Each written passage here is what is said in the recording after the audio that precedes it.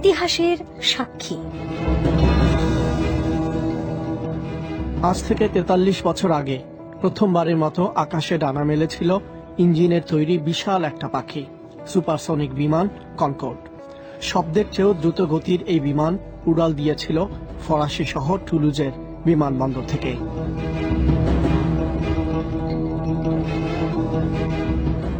সালটা ছিল ১৯৬৯, তারিখ ২রা মার্চ। সেদিন ছিল খুব ঠান্ডা একটা দিন। বিমানবন্দরে তখন হাওয়া বইছিল খুব জোরে। রানওয়ের উপর দাঁড়িয়ে আছে কনকর্ড। বিমানের সামনে মুখের দিকে মাটির দিকে ঝুঁকে আছে লম্বা নাক আর দুটো ডানা বিমানের দুপাশে প্রসারিত। সংবাদ মাধ্যমের কর্মীরা বিমানবন্দরের ভেতরে রুদ্ধশ্বাসে অপেক্ষা করছে একটি মুহূর্তের জন্য।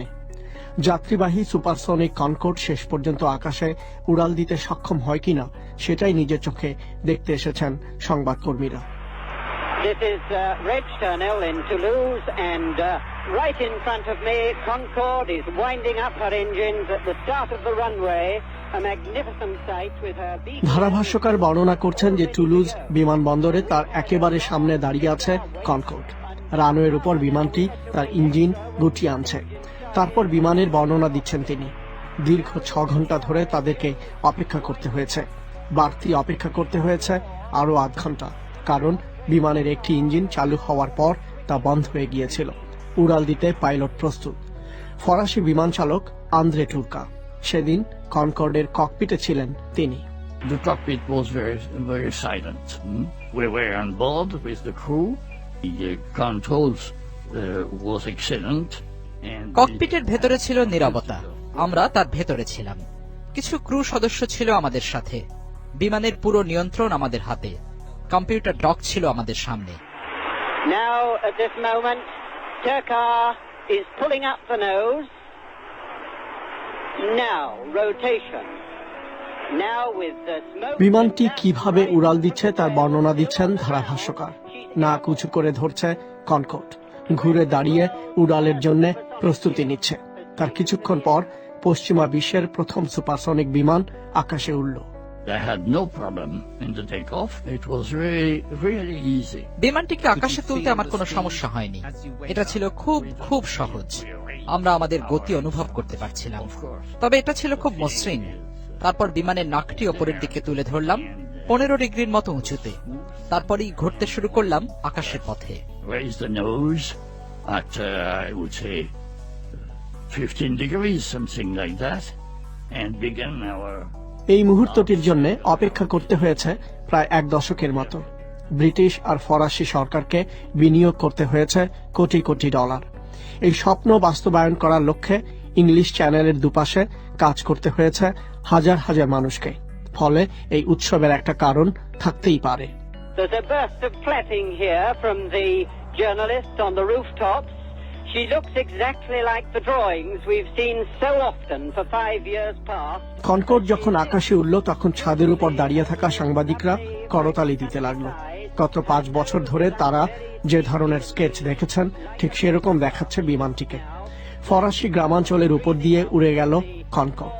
নাকটা খাড়া, পাখার নিচে ইঞ্জিন দিয়ে কালো ধোঁয়া বেরিয়ে আসছে। উপরে খন্ড খন্ড মেঘ, মনে হয় সে সূর্য স্পর্শ করতে যাচ্ছে। কনকর্ড উড়ে গেল ১০,০০০ ফুট উপরে। Up to 10,000 feet.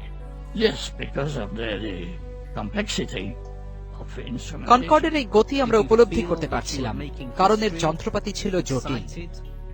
No, we are not excited. Proud, I would say, that's right. আমরা একেবারেই উত্তেজিত হইনি, বরং আমি বলবো আমরা গর্বিত ছিলাম।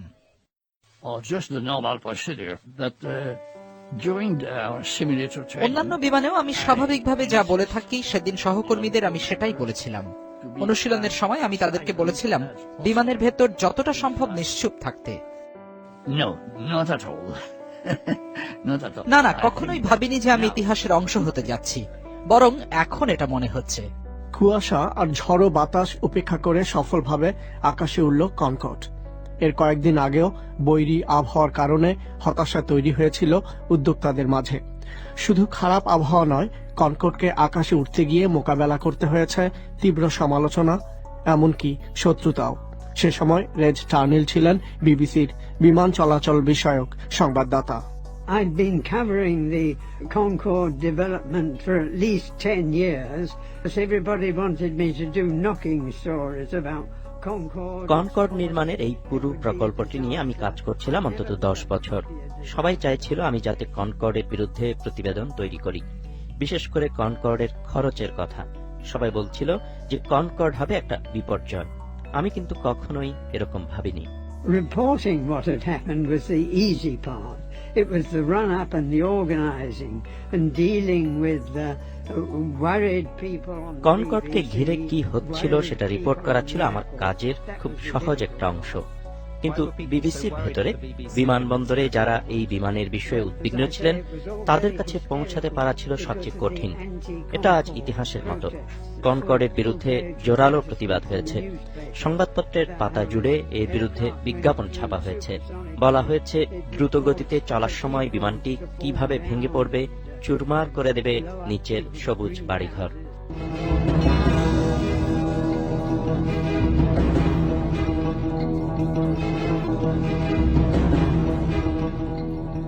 বিলাসবহুল এই কনকর্ডের দীর্ঘমেয়াদী বাণিজ্যিক সম্ভাব্যতা নিয়েও প্রশ্ন করা হয়, কেননা এই প্রকল্পে যুক্তরাষ্ট্র বিনিয়োগ করেনি।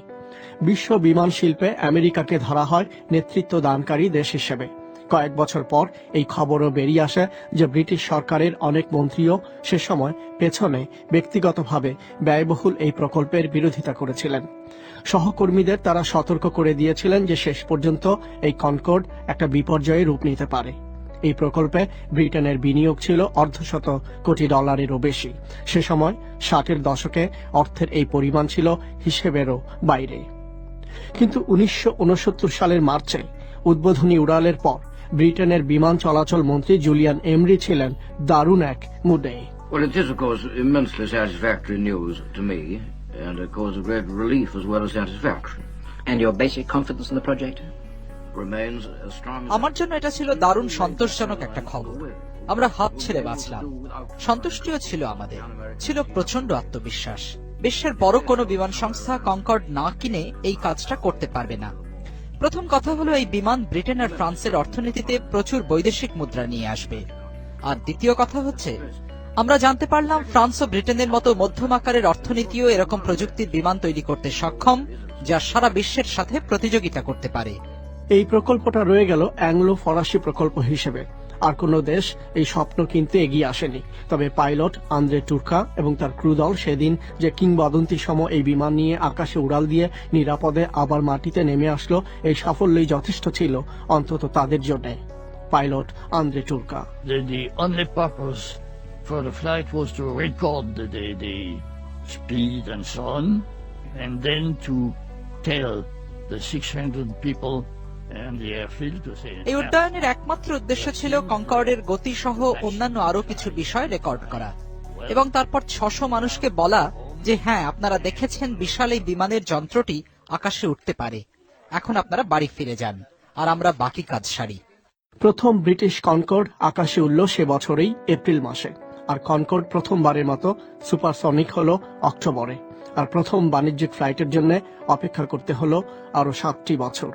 কিন্তু রাজধানী প্যারিসের কাছে বিমানটি যখন দুর্ঘটনার মুখে পড়ল, যাতে নিহত হয়েছিল 113 জন, তার 3 বছর পর 2003 সালের অক্টোবর মাসে বিশাল আকৃতির এই পাখিটি শুরু করলো তার বাণিজ্যিক অভিযাত্রা। আন্দ্রে টুর্কা তখনও ছিলেন বিমানে। It was a pity to abandon such a operation, and in fact for all these years, the 27 years flight of Concorde. এই ধরনের একটা অপারেশন বন্ধ করে দেওয়া ছিল খুব দুঃখজনক ঘটনা। গত 27 বছর ধরে আকাশে কনকর্ডের চলাচল মানুষের কাছে ছিল স্বপ্নের মতো। এই স্বপ্ন এখনো সজীব। ইঞ্জিনের নকশা তৈরি করার আগে প্রকৌশলীরা এই স্বপ্নটা তৈরি করতে পেরেছিলেন। পাইলট আন্দ্রে টুর্কার বয়স এখন 91। বিমান চালনা থেকে অবসর নিয়েছেন, থাকেন দক্ষিণ ফ্রান্সে, আত্মজীবনী লিখছেন। আর সাংবাদিক রেজ টার্নিল বিবিসি থেকে অবসর নেওয়ার পর বসবাস করছেন ইংল্যান্ডের দক্ষিণাঞ্চলে।